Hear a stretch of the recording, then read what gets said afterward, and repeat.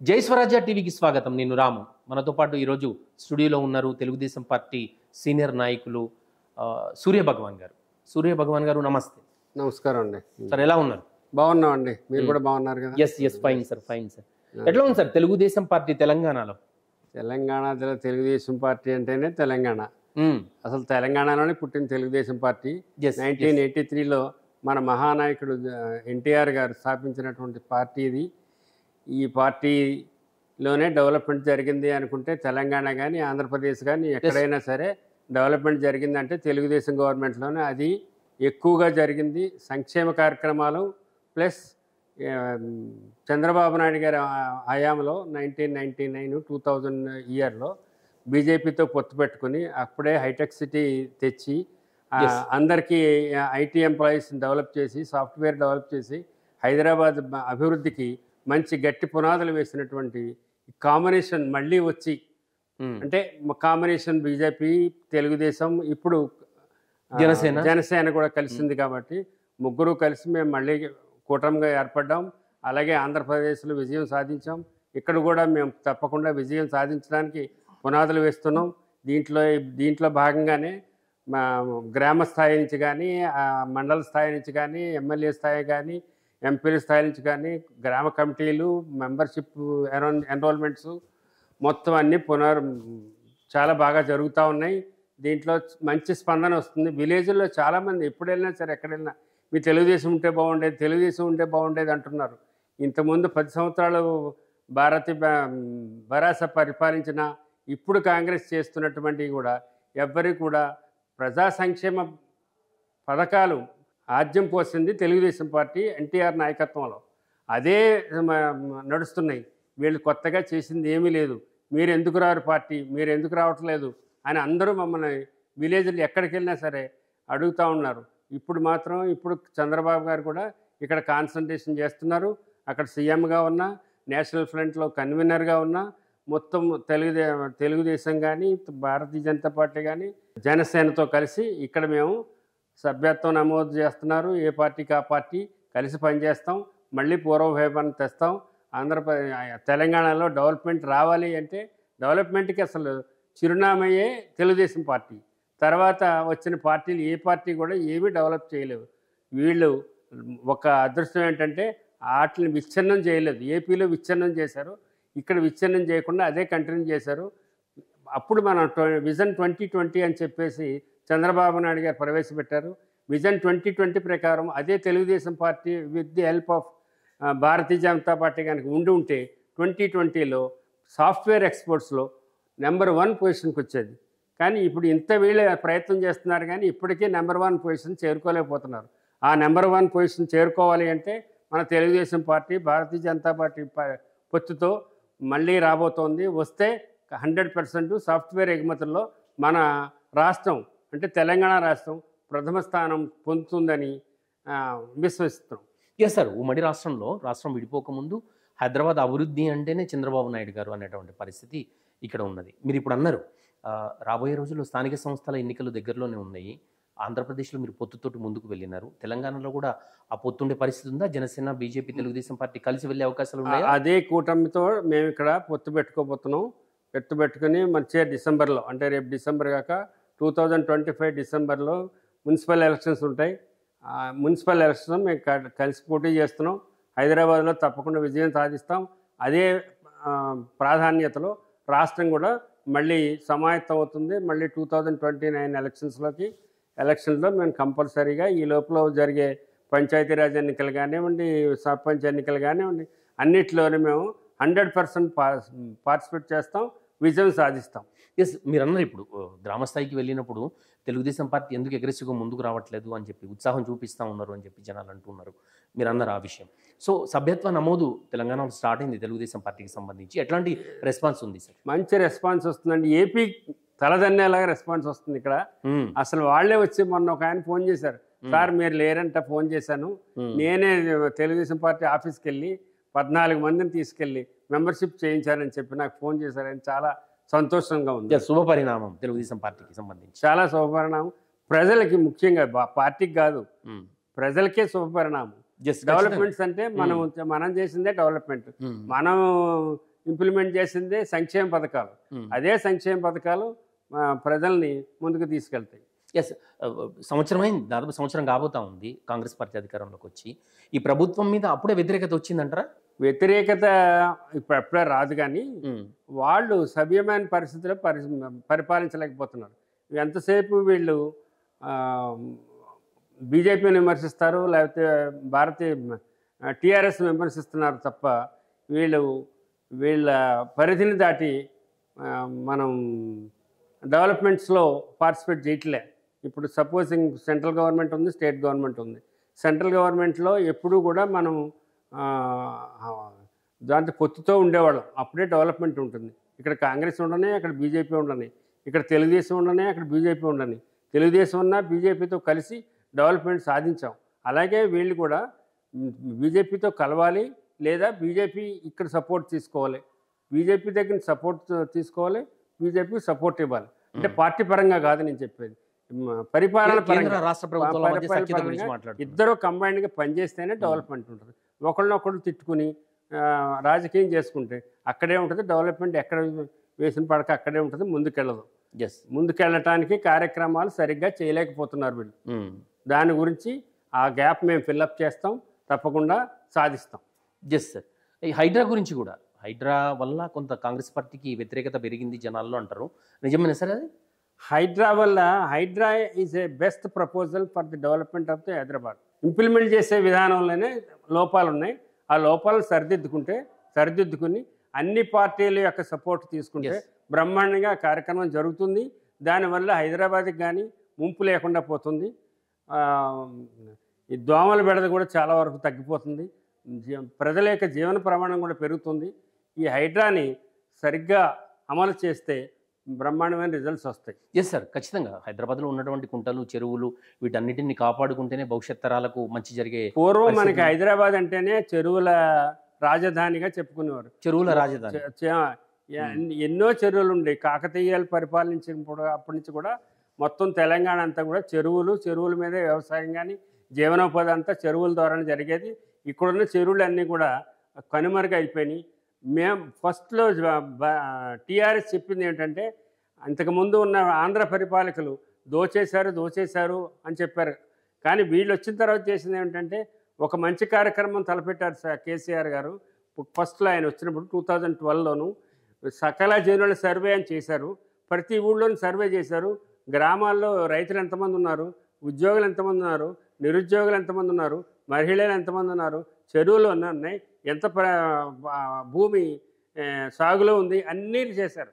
కానీ ఇప్పటి వరకు మళ్ళీ సర్వే చేయలేదు వాళ్ళు. అదంతా బోగస్ చేశారు. సర్వే చేసి ఇప్పటి వరకు 2012లో ఎంతమంది రైతులు ఉన్నారు, ఇప్పుడు ఏమైనా పెరిగారా లేదా చెప్పగలిగితే మన మంచి రిజల్ట్స్ వచ్చేవి. ఆ విధంగా ట్రాన్స్పరెన్సీ ఉండాలి. ఎస్, నేను 10 సంవత్సరాల్లో చేశాను పరిపాలన, నేను వచ్చినప్పుడు ఈ ప్రాలనా గ్రామంలో 100 మంది రైతులు ఉన్నారు, ఇప్పుడు 105 మంది అయ్యారు, లేకపోతే ఇక్కడ 1000 టన్నులు పండిని, ఇప్పుడు 1200 టన్నులు పండించాము అని చెప్పే ధైర్యం కానీ సామర్థ్యం కానీ వాళ్ళ దగ్గర లేదు. ఎంతసేపు ఎదుటివాడిని విమర్శించడమే తప్ప బీఆర్ఎస్ చేసే పని మాత్రం ఏమీ లేదు. ఈవెన్ కేటీఆర్ కానీ కేసీఆర్ కానీ ఇంతకుముందు ఎప్పుడో రాజశేఖర రెడ్డి చాలా దోసేశాడు, మేము అన్నీ రాబట్టేస్తామన్నారు. తర్వాత ఏం జరిగింది? రాష్ట్రం విడిపోయిన తర్వాత వాళ్ళు they have become custodians of the property of the Rajasekhar Reddy and his sun. వీళ్ళు చేసి వాళ్ళకన్నా ఎక్కువ మోసం చేశారు. వీళ్ళు రాష్ట్రంలో దోచుకున్నది వీళ్ళే ఎక్కువ. తెలంగాణకు సంబంధించి కాంగ్రెస్ పార్టీ అగ్రెసివ్గా ముందు పోతుంది, మూసీ సుందరీకరణ. దీన్ని బీజేపీ కావచ్చు, ఇతర కొన్ని రాజకీయ పార్టీలు వ్యతిరేకిస్తా ఉన్నాయి. దీన్ని ఎట్లా చూడొచ్చు అంటారు? బీజేపీగానే బీఆర్ఎస్ వ్యతిరేకిస్తుందంటే రాజకీయ కారణాలు. బీజేపీ యొక్క సపోర్ట్ తీసుకోవాలి, అదే నేను చెప్తాను. బీజేపీ వాళ్ళు కూడా వాళ్ళు చెప్పేది ఏంటంటే వ్యతిరేకించట్లేదు, మీరు సక్రమంగా చేయండి, సక్రమంగా చేసి ఎవరికే అన్యాయం జరగకుండా మీరు పగడబందీగా ప్లాన్ చేసి అన్ని పార్టీలతో కూర్చొని సమాయత్తంగా చేస్తే ముందుకు తప్పకుండా వెళ్తుంది. ఆంధ్రప్రదేశ్ వీళ్ళు వన్ సైడ్గా వెళ్ళిపోతున్నారు. అన్ని పార్టీలు కూడా ఇంతకుముందు బీఆర్ఎస్ కూడా పనిచేస్తుంది, ఇక్కడ బీజేపీది కూడా ఉండేది.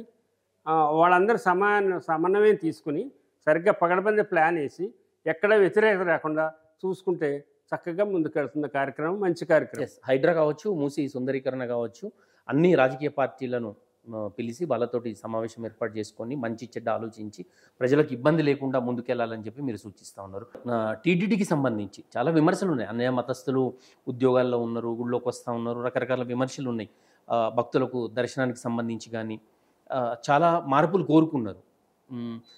కొత్త పాలక మండలి వచ్చింది, ఎట్లా ఉండబోతా ఉంది, మీరు ఏం ఆశిస్తూ ఉన్నారు? తిరుపతి టీటీడీ గురించి చెప్పే ముందు బిఆర్ నాయుడు గారికి శుభాకాంక్షలు తెలుపుతున్నాను. కొత్తగా ఎన్నికైనటువంటి పాలక మండలి అధ్యక్షులకి బిఆర్ నాయుడు గారికి శుభాభివందనములు.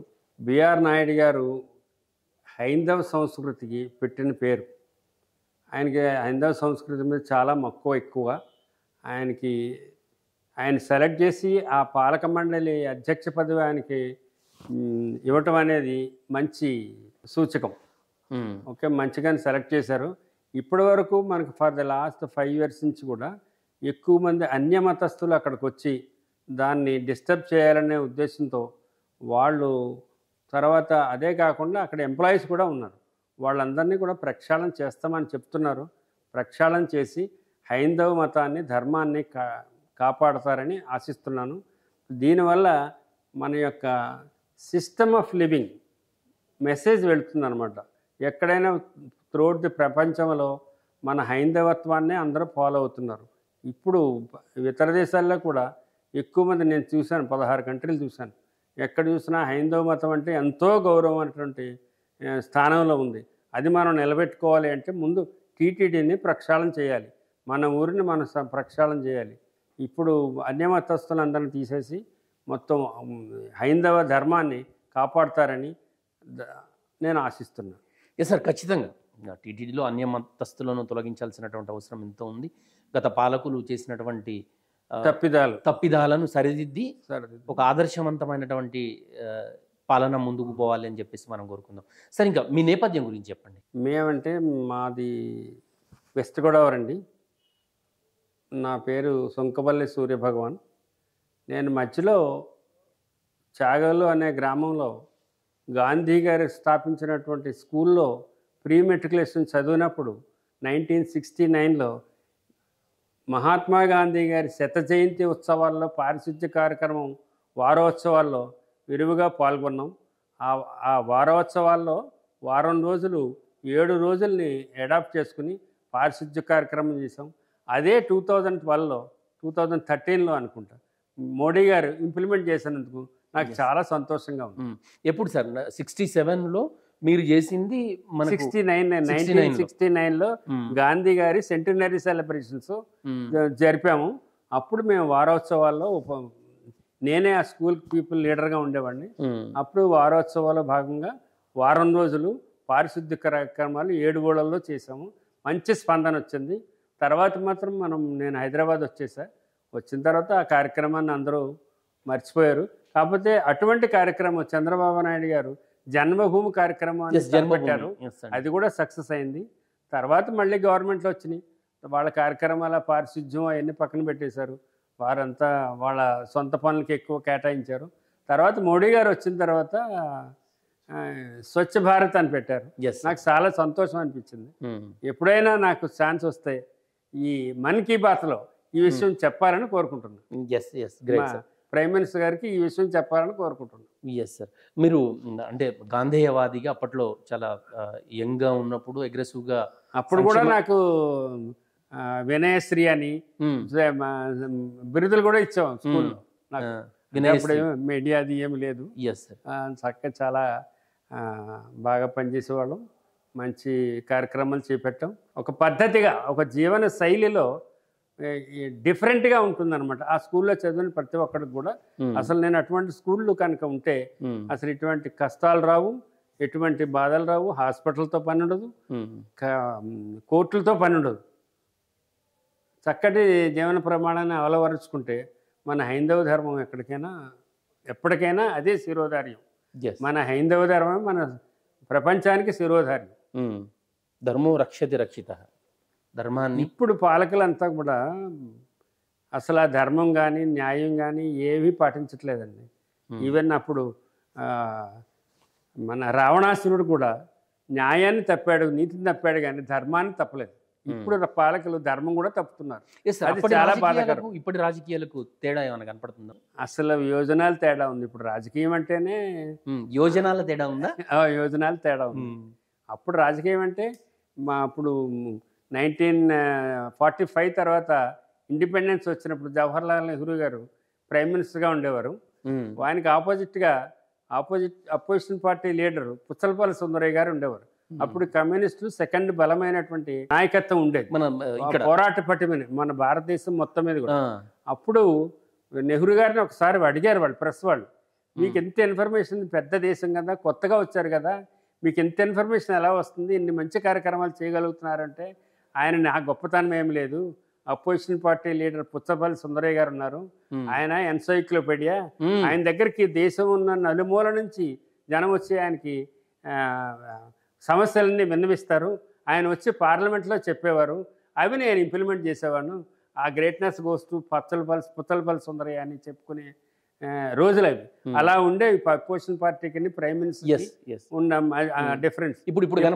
ఎప్పుడైనా పుచ్చలపల్లి సుందరయ్య గారు పార్లమెంట్కి రాకపోతే ఆయన this is not the parliament without Sundarayya అనేవారట.